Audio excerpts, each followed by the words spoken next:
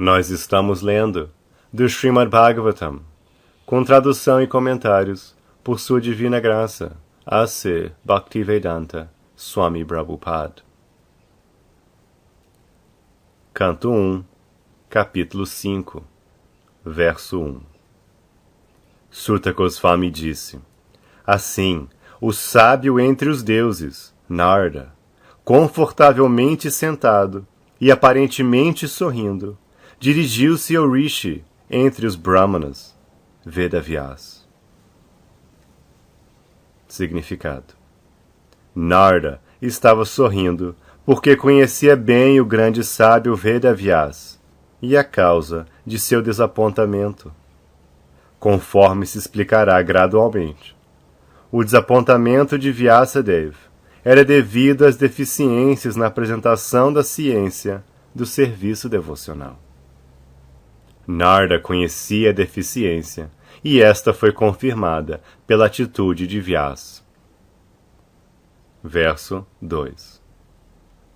Dirigindo-se a Vyasadeva, o filho de Parashara, Narada perguntou: acaso estás satisfeito por identificar o corpo ou a mente como objetos de autorrealização? Significado: essa foi uma insinuação que Narada fez a Vyasadeva em relação à causa de seu desânimo. Vyasadeva, como descendente de Parashara, um sábio grandemente poderoso, tinha o privilégio de ter uma grande ascendência que não deveria ter dado a Vyasadeva motivo para sua profunda tristeza. Sendo grande filho de um grande pai, ele não deveria ter identificado o corpo ou a mente como eu. Homens comuns, com pobre fundo de conhecimento, podem identificar o corpo como eu, ou a mente como eu, mas Vyasadeva não deveria tê-lo feito. Não podemos ser naturalmente felizes, a menos que estejamos realmente estabelecidos em autorrealização, a qual é transcendental ao corpo e à mente materiais. Verso 3. Tuas perguntas foram completas e teus estudos também foram bem executados, e não há dúvida que preparaste uma grande e maravilhosa obra, o Mahabharata, que é repleto de todos os tipos de episódios védicos, elaboradamente explicados. Significado: o desânimo de Vyasadeva certamente não se devia à sua insuficiência de conhecimento. Verso 4. Delineaste completamente o tema do Brahmana impessoal, bem como o conhecimento decorrente. Por que estarias descontente a despeito de tudo isso, meu caro Prabhu, pensando que deixaste algo ainda por fazer? Significado: o Vedanta Sutra, ou Brahma Sutra, compilado por Sri Vyasadeva, é a completa deliberação do aspecto absoluto e impessoal, e é aceito como a mais elevada exposição filosófica do mundo. Ele abrange o tema da eternidade, e os métodos são acadêmicos. Assim, não pode haver dúvidas sobre a erudição transcendental de Vyasadeva. Por que, então, ele se lamentaria? Verso 5. Sri Vyasadeva disse: tudo o que disseste sobre mim está perfeitamente correto. Apesar de tudo, não estou tranquilo. Pergunto-te, portanto, sobre a causa fundamental de minha insatisfação, visto que és homem de conhecimento ilimitado, já que foste gerado daquele, Brahma, que é autógeno, sem pai nem mãe mundanos. Significado: no mundo material, todos estão cativados pela ideia de identificar o corpo e a mente como eu. Sendo assim, todo o conhecimento disseminado no mundo material está relacionado ou com o corpo ou com a mente, e esta é a causa fundamental de todas as insatisfações. Nem sempre isso é percebido, nem mesmo pelo maior sábio erudito em conhecimento materialista. É bom, portanto, que nos aproximemos de uma personalidade como Narda para solucionar a causa fundamental de todas as insatisfações. Abaixo se explica por que devemos nos aproximar de Narda. Verso 6. Meu Senhor, todos os mistérios te são conhecidos, porque adoras o Criador e Destruidor do mundo material e o mantenedor do mundo espiritual, a original personalidade de Deus, que é transcendental aos três modos da natureza material. Significado: uma pessoa 100% ocupada no serviço ao Senhor é um símbolo de todo o conhecimento. Tal devoto do Senhor, em plena perfeição do serviço devocional, também é perfeito pela qualificação dada pela personalidade de Deus. Desse modo, os 8 tipos de perfeições de poderes místicos, Ashtasiddhi, constituem mínima parcela de sua opulência divina. Um devoto como Narda pode agir maravilhosamente através de sua perfeição espiritual, a qual todo indivíduo tenta alcançar. Srila Narda é um ser vivo 100% perfeito, embora não seja igual à personalidade de Deus. Verso 7. Assim como o Sol, Vossa Excelência pode viajar por todas as partes dos 3 mundos, e assim como o ar, podes penetrar no interior de todos. Desse modo, és como a super-alma onipenetrante. Por favor, descobre, portanto, a deficiência que há em mim, apesar de eu estar absorto na transcendência, sob votos e regulações disciplinares. Significado: compreensão transcendental, atividades piedosas, adoração às deidades, caridade, misericórdia, não violência e estudo das escrituras sob estritas regulações disciplinares são sempre proveitosos. Verso 8. Sri Narda disse: na realidade, não difundiste as sublimes e imaculadas glórias da personalidade de Deus. Aquela filosofia que não satisfaz os sentidos transcendentais do Senhor é considerada inútil. Significado: a relação eterna de uma alma individual com a alma suprema, a personalidade de Deus, é constitucionalmente a de servidão eterna ao Mestre Eterno. O Senhor expandiu-se como seres vivos, a fim de aceitar serviço amoroso deles, e somente isso pode satisfazer tanto o Senhor quanto os seres vivos. Um erudito como Vyasadeva completou muitas expansões das literaturas védicas, finalizando com a filosofia Vedanta, mas nenhuma delas tinha sido escrita glorificando diretamente a personalidade de Deus. Especulações filosóficas secas, mesmo sobre o tema transcendental do Absoluto, têm deveras pouca atração, se não tratam diretamente da glorificação do Senhor. A personalidade de Deus é a última palavra na compreensão transcendental. O Absoluto compreendido como Brahman impessoal, ou a super-alma localizada, Paramatma, produz menos bem-aventurança transcendental que a compreensão pessoal e suprema de suas glórias. O compilador do Vedanta Darshana é o próprio Vyasadeva. Todavia, ele está embaraçado, embora seja seu autor. Então, que tipo de bem-aventurança transcendental podem obter os leitores e ouvintes do Vedanta, se este não é diretamente explicado pelo autor Vyasadeva?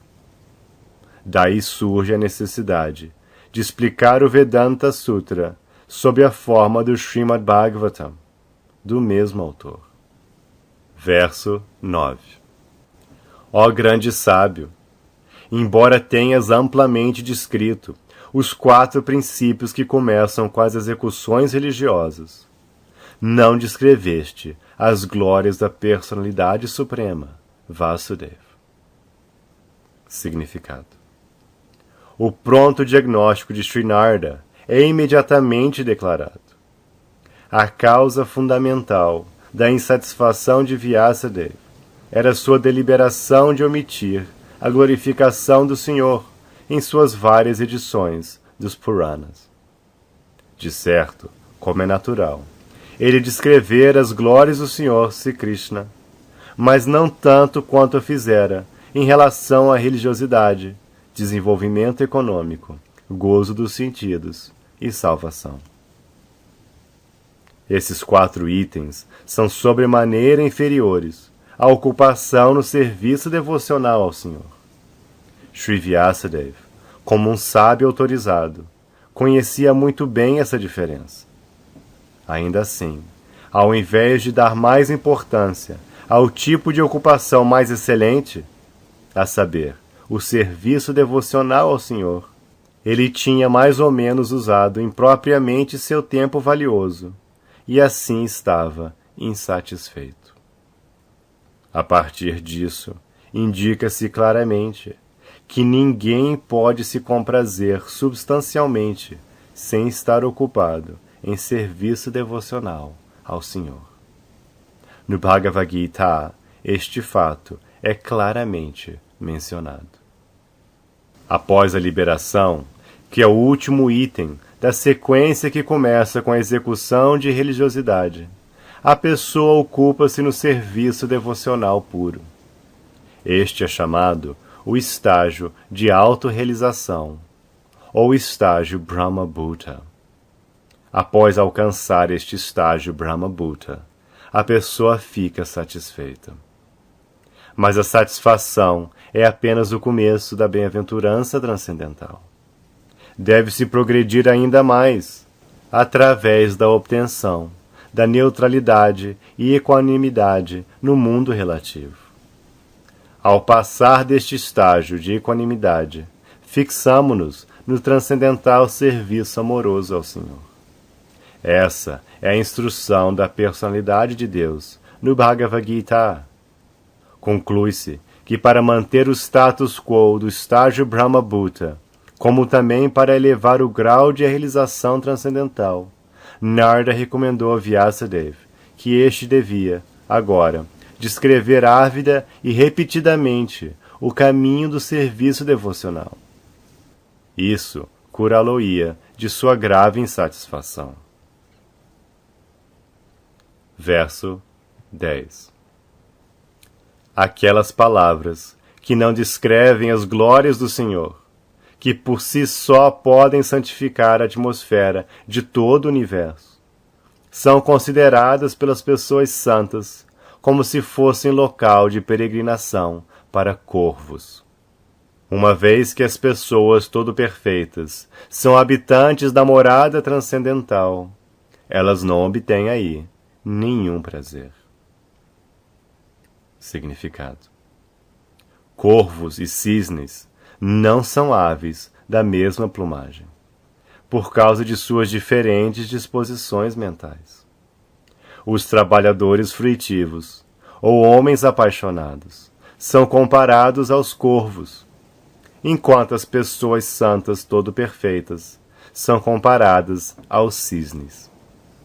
Os corvos se comprazem no lugar onde se atira lixo, assim como os apaixonados trabalhadores fruitivos se comprazem com vinho e mulheres, e locais para gozo grosseiro dos sentidos.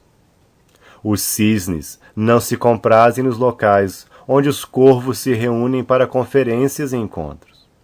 Eles são vistos, ao invés disso, na atmosfera de beleza cênica natural, onde há reservatórios transparentes de água, muito bem decorados, com pés de flores de lótus de variadas cores de beleza natural. Essa é a diferença entre as duas classes de ave. A natureza influencia diferentes espécies de vida a terem diferentes mentalidades, e não é possível reuni-las no mesmo grupo e gênero. De modo semelhante, há diferentes tipos de literatura para diferentes tipos de homens, de diferentes mentalidades. A maioria das literaturas de mercado, que atraem os homens da categoria de corvos, são literaturas que contêm os refugos de tópicos sensuais. Elas são geralmente conhecidas como diálogos mundanos relacionados com o corpo grosseiro e a mente sutil. São cheias de assuntos descritos em linguagem decorativa, repletas de comparações mundanas e arranjos metafóricos. Mas apesar disto, elas não glorificam o Senhor. Tais prosas e poesias, sobre quaisquer temas, são consideradas como enfeites e um corpo morto. Homens espiritualmente avançados, que são comparados aos cisnes, não obtêm nenhum prazer de tais literaturas mortas, que são fontes de prazer para homens que estão espiritualmente mortos. Essas literaturas, nos modos da paixão e ignorância, são distribuídas sob diferentes rótulos, mas dificilmente podem ajudar a satisfazer as necessidades espirituais do ser humano. E assim os homens espiritualmente avançados, que se assemelham aos cisnes, nada têm a ver com elas. Esses homens espiritualmente avançados também se chamam Manasa, porque sempre mantêm o padrão de serviço transcendental voluntário ao Senhor no plano espiritual. Isso impede completamente as atividades fruitivas para a satisfação corpórea grosseira dos sentidos, ou a especulação sutil da mente material egoísta. Literatos sociais, cientistas, poetas mundanos, filósofos teóricos e políticos, que estão completamente absortos no avanço material do prazer dos sentidos, são todos fantoches da energia material. Eles se comprazem em lugares onde se jogam refugos. De acordo com Swami Sridhar, esse é o prazer dos caçadores de prostitutas. Mas as literaturas que descrevem as glórias do Senhor são desfrutadas pelos Paramahamsas, que captaram a essência das atividades humanas. Verso 11. Por outro lado, a literatura repleta de descrições das glórias transcendentais, do nome, fama, formas, passatempos e demais atributos do limitado Senhor Supremo, é uma criação diferente, plena de palavras transcendentais, destinadas a provocar uma revolução nas vidas ímpias da civilização mal orientada deste mundo. Tais literaturas transcendentais, muito embora imperfeitamente compostas, são ouvidas, cantadas e aceitas por homens purificados que são inteiramente honestos. Significado: é uma qualidade dos grandes pensadores extrair o melhor mesmo do pior. É dito que os homens inteligentes devem extrair néctar de uma porção de veneno, devem recolher ouro, mesmo de um lugar imundo, devem aceitar uma boa e qualificada esposa, mesmo de uma família obscura, e devem aceitar uma boa lição, mesmo de um homem ou de um mestre que provenha dos intocáveis. Essas são algumas instruções éticas para todos, em quaisquer lugares, sem exceção. Mas um santo está muito acima do nível de um homem comum. Ele está sempre absorto em glorificar o Senhor Supremo, porque, por difundir o santo nome e a fama do Senhor Supremo, a atmosfera poluída do mundo transformar-se-á, e como resultado da propagação de literaturas transcendentais, como o Srimad Bhagavatam, as pessoas tornar-se-ão sãs em suas realizações. Enquanto preparamos esse comentário desta estrofe particular do Srimad Bhagavatam, deparamos com uma crise diante de nós. Nosso vizinho amigo, a China, atacou a fronteira da Índia com espírito militarista. Nós temos praticamente nenhum interesse no campo político. Todavia, observamos que anteriormente coexistiam tanto a China quanto a Índia, e ambas viveram pacificamente durante séculos, sem animosidades. A razão é que eles viviam naqueles dias em uma atmosfera de consciência de Deus, e todos os países na face da terra eram tementes a Deus, puros de coração e simples, e não havia necessidade de diplomacia política. Não há motivo para que dois países como a China e a Índia entrem em desavença por causa de uma terra que nem mesmo é apropriada para ser habitada. Certamente, não há razão alguma para lutar por esta causa. Mas, devido à era das desavenças, Kali, a qual discutimos antes, há sempre a possibilidade de discórdia a mais leve provocação. Isso não é devido à causa em questão, mas à atmosfera poluída dessa era. Tem havido sistemática propaganda, feita por um grupo de pessoas, com o objetivo de parar a glorificação do nome e fama do Senhor Supremo. Há, portanto, uma grande necessidade de disseminar a mensagem do Srimad Bhagavatam por todo o mundo. É dever de todo indiano responsável difundir a mensagem transcendental do Srimad Bhagavatam em todo o mundo, para fazer o bem máximo, bem como para trazer ao mundo a paz desejada. Porque a Índia faltou ao seu dever, negligenciando este trabalho de grande responsabilidade. Há tantas disputas e problemas em todo o mundo.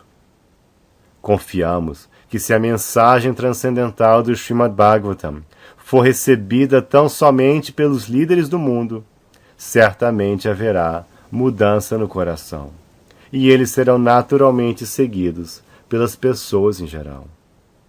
As massas são joguetes nas mãos dos políticos modernos e líderes populares. Se houvesse qualquer mudança apenas no coração dos líderes, certamente haveria também mudança radical na atmosfera do mundo. Sabemos que nossa honesta tentativa de apresentar esta grande literatura, que transmite as mensagens transcendentais destinadas a reviver a consciência de Deus nas pessoas em geral e reespiritualizar a atmosfera do mundo, está repleta de grandes obstáculos. Nossa apresentação deste assunto, em linguagem adequada, especialmente numa língua estrangeira, certamente terá falhas, e haverá muitas discrepâncias literárias, apesar de nossa honesta tentativa de apresentá-la de maneira apropriada. Mas estamos certos de que, mesmo com todas nossas falhas a este respeito, o tema será levado em consideração, e os líderes da sociedade ainda assim o aceitarão, devido ao fato de ser esta uma tentativa honesta de glorificar ao Deus Todo-Poderoso. Quando há fogo numa casa, os ocupantes da casa saem em busca de ajuda junto aos vizinhos, mesmo que sejam estrangeiros. Todavia, sem conhecer o idioma em que as vítimas do fogo se expressam, os vizinhos entendem a necessidade, embora esta não tenha sido expressa na mesma linguagem. O mesmo espírito de cooperação é necessário para difundir esta mensagem transcendental do Srimad Bhagavatam por toda a atmosfera poluída do mundo. Afinal de contas, esta é uma ciência técnica de valores espirituais, e assim estamos interessados nas técnicas e não na linguagem. Se as técnicas desta grande literatura forem compreendidas pela população mundial, haverá êxito. Quando há demasiadas atividades materialistas, executadas pelas pessoas em geral, em todo o mundo, não é de admirar que uma pessoa ou nação ataque outra pessoa ou nação, diante da mais leve provocação. Essa é a lei dessa era de Kali, ou desavenças. A atmosfera já está poluída com toda a espécie de corrupção, e todos sabem disso muito bem. Há muita literatura indesejada, cheia de ideias materialistas de gozo dos sentidos. Em muitos países, criam-se organismos destinados pelo Estado para detectar e censurar literatura obscena. Isso significa que nem o governo, nem os líderes públicos responsáveis querem tal literatura. Contudo, ela está no mercado porque as pessoas desejam-na para o gozo dos sentidos. As pessoas, em geral, querem ler. Este é um instinto natural. Mas, porque suas mentes estão poluídas, elas querem essa literatura. Sob tais circunstâncias, a literatura transcendental, como o Srimad Bhagavatam, não somente diminuirá as atividades da mente corrupta das pessoas em geral, mas também suprirá alimento para seu apetite de ler uma literatura interessante. No início, elas poderão não apreciá-la, porque uma pessoa que sofre de icterícia reluta contra tomar açúcar candy. Mas devemos saber que o açúcar candy é o único remédio para a icterícia. Analogamente, que haja propaganda sistemática para popularizar a leitura do Bhagavad Gita e do Srimad Bhagavatam, que atuarão como açúcar candy sobre a condição ictérica de gozo dos sentidos. Quando os homens adquirirem gosto por esta literatura, as outras literaturas que estão fornecendo veneno à sociedade automaticamente cessarão. Temos certeza, portanto, de que todos na sociedade humana darão boas-vindas ao Srimad Bhagavatam, embora seja agora apresentado com tantas falhas, pois ele é recomendado por Sri Narada, que muito bondosamente aparece neste capítulo.